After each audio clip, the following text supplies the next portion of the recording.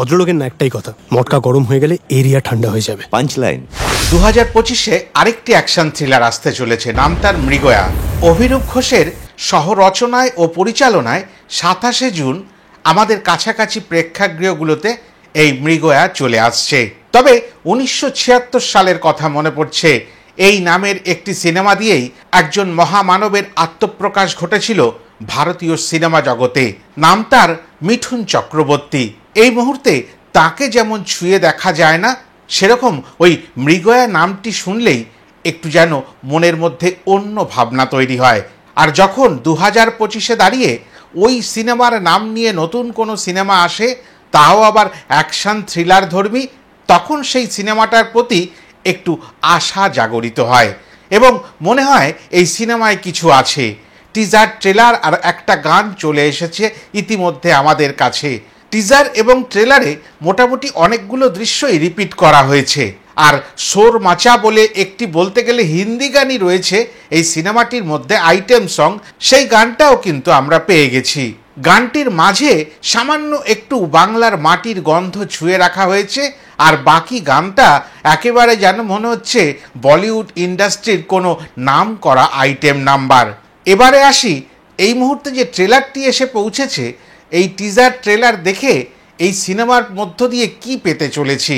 তবে টিজার বা ট্রেলার নিয়ে কথা বলার আগে একটা কথা মনে পড়ছে। কয়েক মাস আগে বিক্রম চ্যাটার্জি অভিনীত একটি সিনেমা এসেছিল, যেই সিনেমার নামটি প্রসেনজিৎ চট্টোপাধ্যায়ের একটি সিনেমার নামের সঙ্গে মিল রেখে করা হয়েছিল।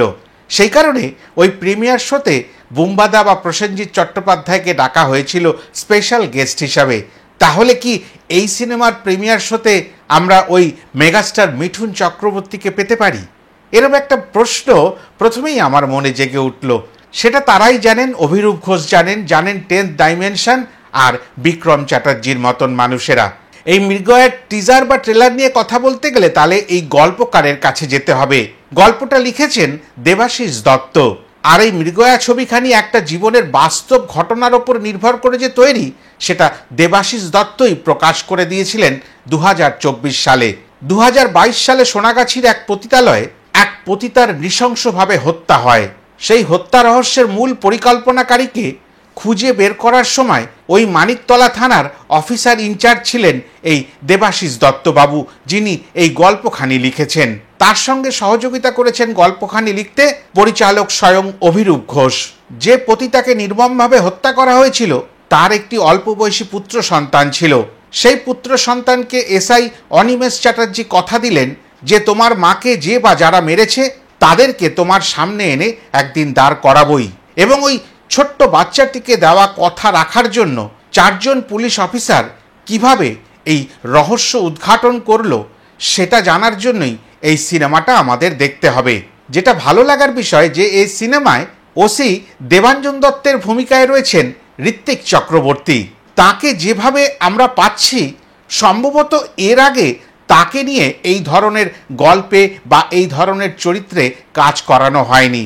বলতে গেলে প্রায় সেমি কমার্শিয়াল সিনেমা করিয়ে নেওয়া, যেখানে সামান্য কমেডিও থাকবে, এই ধরনের সিনেমায় ঋত্বিক চক্রবর্তীর মতন একজন পাওয়ারফুল অভিনেতা থাকা মানে সিনেমাটি অন্য মাত্রা পাবে, আগে থেকেই বলে দেওয়া যায়।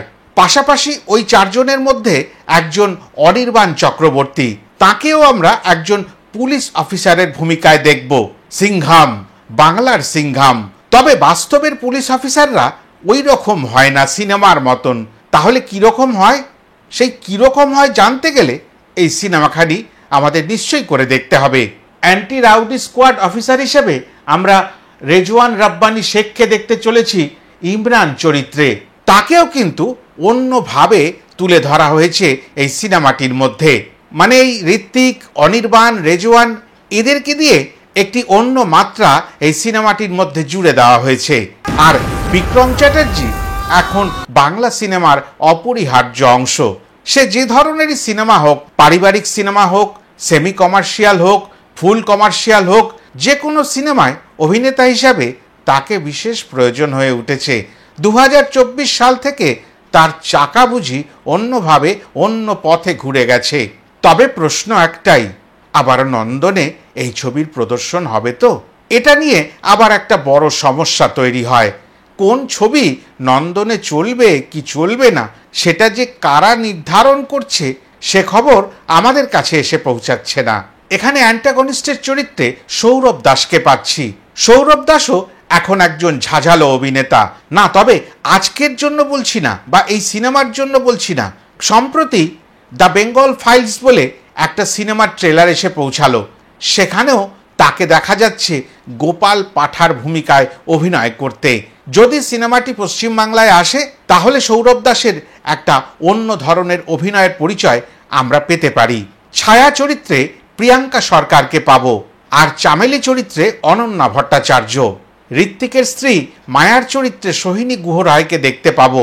শোর মাচা বলে যে গানখানি মানে ওই আইটেম সংখানি এসে পৌঁছেছে আমাদের কাছে, সেই গানে অভিনয় করতে দেখব সুস্মিতা চ্যাটার্জিকে, আর সেই গানটি গেয়েছেন সুনিধি চৌহান। এটাও একখানি বড় প্রাপ্তি ওই মৃগয়া সিনেমার মাধ্যমে। 2024 সালের ডিসেম্বর মাসে এই সিনেমাটির শুটিং শুরু হয়, আর 2025 সালের ফেব্রুয়ারি মাসে এই সিনেমাটির শুটিং শেষ হয়। প্রায় 3 মাস ধরে এই সিনেমাটির চিত্রগ্রহণ হয়েছে কলকাতা, হাওড়া এবং জামশেদপুরের বিভিন্ন স্থানে। আমরা কিছু জঙ্গলের দৃশ্যও দেখতে পাবো, যেখানকার গোষ্ঠী প্রধান হয়তো ওই সৌরভ দাস, এবং তাকে আর তার দলবলকে ধরার জন্যই এই 4 জন অফিসার যে উঠে পড়ে লেগেছিল সেটা কিন্তু আমরা দেখতে পাবো। সৌরভ দাসের সঙ্গে বিক্রম চ্যাটার্জির যে অ্যাকশন সিকোয়েন্স দেখতে পেলাম, তাতে কিন্তু অন্যরকম একটা ভাবনা আমাদের মধ্যে তৈরি হচ্ছে যে এই অ্যাকশন সিকোয়েন্সগুলো মূলত এই মুহূর্তে আমাদের ওই দক্ষিণী সিনেমায় ব্যবহৃত হয়। কোনো জায়গায় এমনও অ্যাকশন আছে যে যাকে মারা হচ্ছে সে মাটিতে ড্রপ খেয়ে আবার ফিরে উঠে দাঁড়াচ্ছে, বা ওই একটা ঘুষি মারার পরে সে হাওয়ায় কিছুটা উড়ে যাচ্ছে। এই ধরনের দৃশ্য বেশ কিছু বছর ধরে আমরা দক্ষিণী সিনেমার মধ্যে দেখতে পাই, আর সেই কায়দাগুলো অভিরূপ ঘোষ ভালো করে এই মৃগয়ার মাধ্যমে আমাদের কাছে তুলে ধরার জন্য প্রচেষ্ট হয়েছেন। ছবিটির সঙ্গীত পরিচালনা করেছেন রানা মজুমদার ও নিরুপম দত্ত। রানা মজুমদার আবার ওই শোর মাচা গানটির মধ্যে বাংলা লোকগীতির একটি বিশেষ অংশ গেয়েছেন ওই সুনিধি চৌহানের সাথে। তবে বরাবরের মতন একটা কথা আবার ছুঁয়ে যেতে হবে, এই মৃগয়া সিনেমার চিত্রনাট্যকার হিসেবে রয়েছেন আমাদেরই একজন অরিত্র ব্যানার্জি, অরিত্রস জ্ঞানের। এইটাও আমাদের কাছে একটা বড় প্রাপ্তি। সর্বসময় এই মানুষটা যখনই বড় পর্দার নেপথ্যে থাকছে তখনই আমাদের একটা গর্বের কারণ হয়ে দাঁড়াচ্ছে, আর এই কারণেই তার যত কাজ আসে আমি নিশ্চয়ই করে তার নামখানিকে আলাদা করে বলে যাই। তবে ওই মিঠুন চক্রবর্তীর সিনেমার সংলাপের মতন এখানে একটি সংলাপ এখন থেকেই চর্চায় চলে এসছে। ভদ্রলোকের একটাই কথা, মটকা গরম হলে কিন্তু এলাকা ঠান্ডা হয়ে যাবে।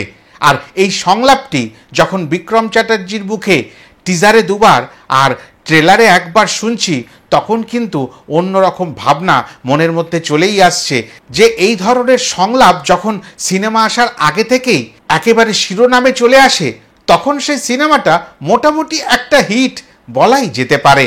তবে এই সিনেমাখানির ওপরে আমি একটু বেশি আশা রাখছি, অভিরূপ ঘোষের ওপরেও রাখছি, বিক্রম চ্যাটার্জির ওপরেও রাখছি ঋত্বিক চক্রবর্তী, অনির্বাণ চক্রবর্তী প্রত্যেকের ওপরে, সৌরভ দাসের ওপরেও অনেকটা ভরসা করছি। আর এই সিনেমাটার অ্যাকশন দৃশ্য, ভায়োলেন্স, সত্য ঘটনা অবলম্বনে যেহেতু এটা তৈরি, প্রত্যেকটা বাঙালি নিশ্চয়ই করে এই সিনেমাখানি দেখতে চাইবে। 27 জুনের পর থেকে আমরা প্রত্যেকেই তৈরি থাকব এই সিনেমাখানি যত তাড়াতাড়ি হোক দেখে ফেলার। এতটাই বলার ছিল। যাদের ভালো লাগলো তারা লাইক, কমেন্ট, শেয়ার করে দেবেন, আর যারা আমার চ্যানেলটি সাবস্ক্রাইব করেননি তারা চট করে সাবস্ক্রাইব করে নেবেন, আমার পাশে থাকবেন। আবার নতুন কোনো কন্টেন্ট নিয়ে আপনাদের কাছে নতুন করে চলে আসব। ততক্ষণের জন্য নমস্কার।